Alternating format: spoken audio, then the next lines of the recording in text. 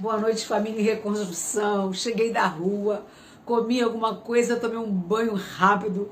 Falei, deixa eu falar com o meu povinho, porque é sábado, dia de festa junina, tem muitos lugares aí lotados, mas o nosso material não pode deixar de ser entregue, até porque é muito importante. E hoje a gente vai estar falando de uma coisa muito séria e trata-se do mundo espiritual. Dor financeira, ela existe? Eu sempre disse para os meus funcionários que o dinheiro era algo muito espiritual, profundamente espiritual. E eles me perguntavam por quê. Eu dizia, olha, ele tem um imã que chama pessoas, nem todas.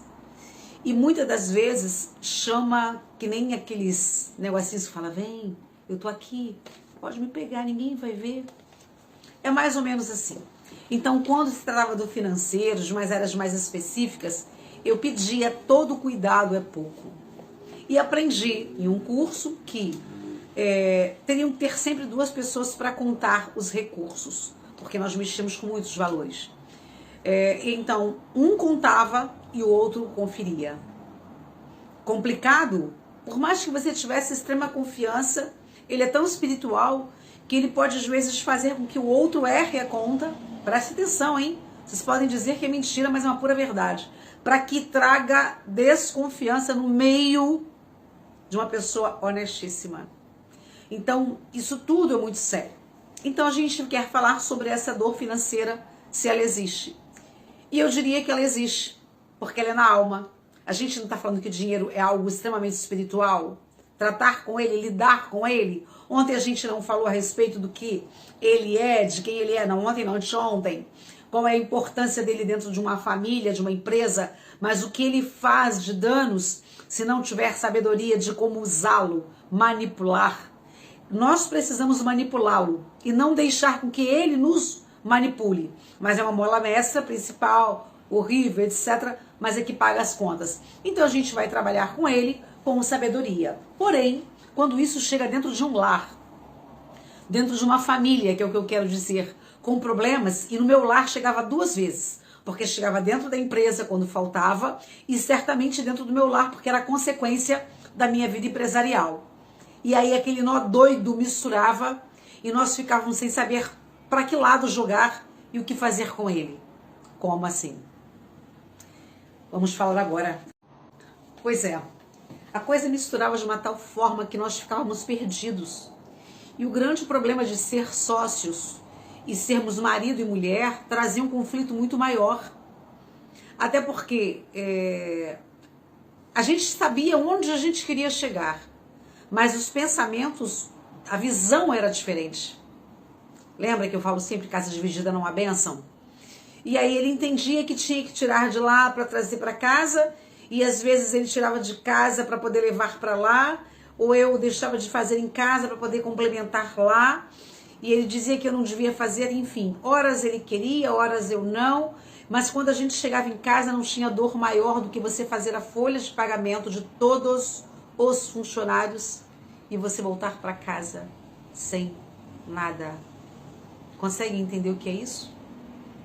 Inclusive pegar, porque ele tem uma renda extra hoje, que é o que a gente, graças a Deus, a gente se mantém de uma outra vida profissional dele, onde ele está aposentado, e a gente tirava da nossa casa e muitas vezes deixava a despensa vazia para complementar o compromisso com os empregados. Isso nos gerou uma grande bola de neve. E no mundo espiritual, o devorador foi só comendo, comendo, comendo, e nós aqui, sem termos a visão juntas ou juntos, fomos nos destruindo fisicamente, emocionalmente e espiritualmente.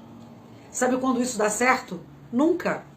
Então vocês que têm sociedade, vocês que têm dificuldade financeira em algum âmbito, eu falei, eu vou trazer um vídeo que meu esposo nem gosta que eu fale, mas eu quero alertar as pessoas, já que tratamos de família, e tem muita gente fazendo isso, vivendo situações parecidas e se perdendo por falta de, às vezes, um toque espiritual que fará toda a diferença. Vou ler um trechinho aqui, olha. Aonde ela atinge, até onde ela chega.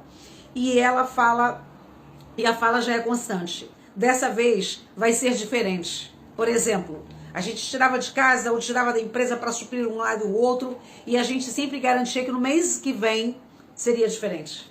E quando chegava no outro mês, a discussão vinha, as diferenças vinham, aconteciam, e era tudo igual. E os conflitos, porque a gente não deixava na empresa, a gente não conseguia dividir. A gente trazia ele para casa porque a gente ia dormir juntos, comer juntos ou não comer tão bem como deveríamos. Isso se repetiu durante anos, até que a nossa relação começou a ser abalada. Não mais de forma empresarial, mas também de ordem marido e mulher. E aí, quando entra no lar, isso destrói todos os sonhos e planos. E quando faltam os recursos para dentro de casa, pior ainda fica. Bom, até que um dia o start, a chave certa virou, mas levou tempo para a gente conseguir entender que o que nós precisávamos fazer era nos unirmos. Ah, mas eu me uno, eu entendo. Não. É uma união diferenciada para que os céus entendam e venha trabalhar a seu favor. Porque tem muitos lares e maridos e mulheres unidos, né? Mas a coisa não acontece. Ó, feliz é aquele que diz que não tem nenhum tipo de dor. Ou como nós, um dia, ou não por dizermos que não éramos os últimos, mas teríamos tantos outros com os mesmos problemas. Não importa os outros. O que você precisa saber é que você não tem que viver o que os outros vivem. A dor do outro pode te servir como experiência para que você não caia na mesma dor. E não você, não, fulano viveu, eu posso viver. Isso está errado. E um dos problemas todinho que chegou a nos trazer uma dor existente é que a gente diz que nós somos um só, tornamos-nos uma só carne. E aí também tínhamos um só problema.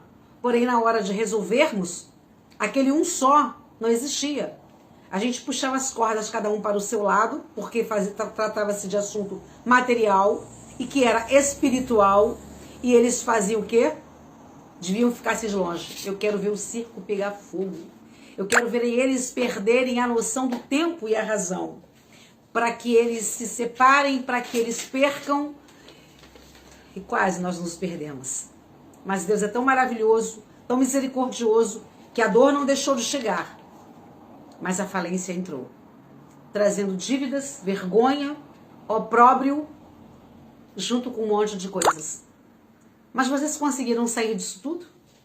Eu diria a você que nós estamos saindo a duras penas, pagando um alto preço por falta de sabedoria. Administração também, mas sabedoria.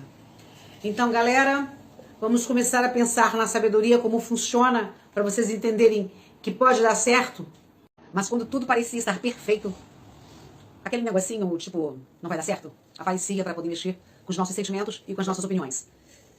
Polos iguais se atraem, polos diferentes se atraem. O universo espiritual, às vezes, é que coordena esses polos, se você não estiver ligado no Senhor. Parece um roda-moinho espiritual. Traga as nossas forças. Um não tem saída e o outro não tem forças para suportar.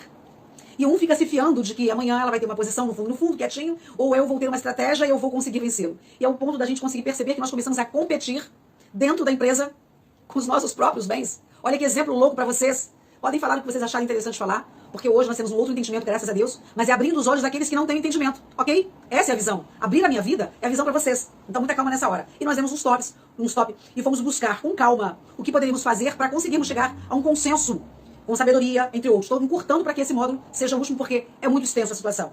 E aí nós conseguimos entender que a oração era o que poderia fazer, aquela chavinha que eu falei, mover os céus a nosso favor e mudar os dois. Olhem aqui em Mateus, preste atenção. Estou na corrida há quanto tempo, hein? Pra gente não ter que fazer um outro módulo e vocês ficarem de mim.